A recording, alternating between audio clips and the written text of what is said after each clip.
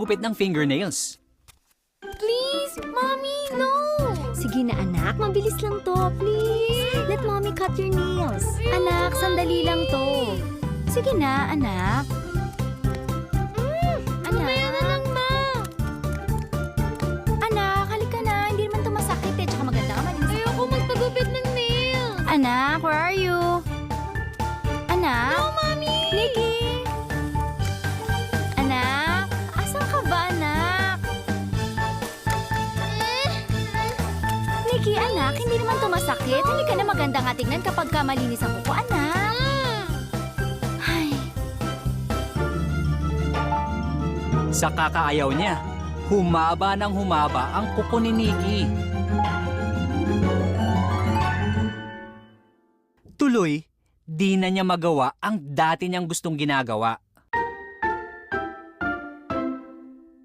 Cyber! Halika, laro tayo! Cyber? Naku, nasaktan ko kaya si Cyber? Gutom na ako. Buti na lang may fries. Pero, hala, ang hirap niyang kunin. Paano kaya to? Maghahanda na akong pumunta ng school.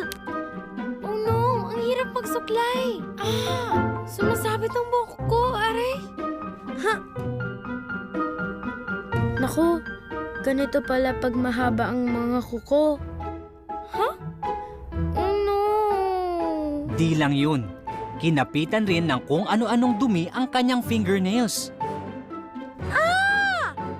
Kailangan ko na yata talagang putulin ang kuko ko. Mommy!